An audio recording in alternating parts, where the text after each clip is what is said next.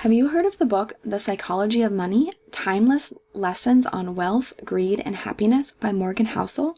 It's a really interesting book, and I just wanted to share a couple of takeaways from a couple of the chapters.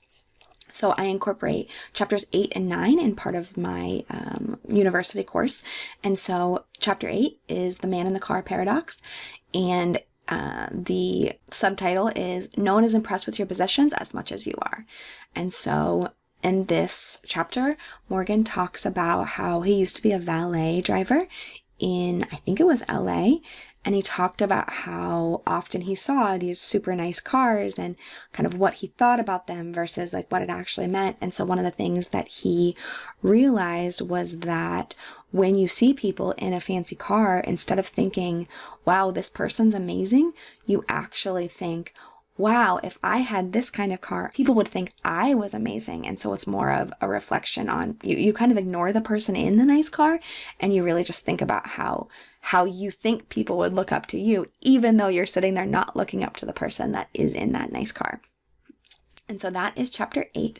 And then chapter 9, wealth is what you don't see. Spending money to show people how much money you have is the fastest way to have less money. And so I think that this chapter is really important because it talks about the difference between wealth and rich. And so it's talking about how, when he was a valet, he saw people with these nice cars, and you kind of think automatically, oh, they must be rich. They have a $100,000 car. And truthfully, though, what's actually happening is that you have no idea if they're rich. All you know is that they have a $100,000 car. That could be a leased car that they might not even be able to afford anymore. And next time they come, they might not have that car anymore, which was one of the experiences that Morgan had as a valet. He saw someone that had a really nice car, and then it was repossessed because the person couldn't keep up on the payments. It could mean that you just have, $100,000 less in your bank accounts, less money that's growing. You really have no idea when you see someone with a nice car, what does that mean about them and what's their financial situation actually like? And so rich, according to Morgan, is current income. So someone driving a $100,000 car is almost certainly rich because even if they purchase the car with debt, you need a certain level of income to afford the monthly payment. Same with those who live in big homes. It's not hard to spot rich people. They often go out of the way to make themselves known. But wealth is hidden. It's income not spent.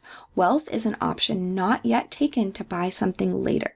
Its value lies in offering you options, flexibility, and growth to one day purchase more stuff than you could right now. So I think it's really important to consider the difference between rich and wealth and to figure out what it is that you are looking for. So remember, if you become a millionaire, that doesn't necessarily mean that you're going to be able to spend $1 million, because then you won't be a millionaire anymore and you won't have the ability to enjoy spending that money anymore. And so really it's looking for trying to get to sustainable wealth, to a place where you have money and you have opportunities. You can buy your time back. You don't have to work if you don't want to. Things like that. And it is sustainable, and the way that you're spending is not going to bankrupt you. And so that's something that I think that we should all be considering, is if we're working on attaining more financial resources, that we're working on building sustainable wealth versus becoming rich.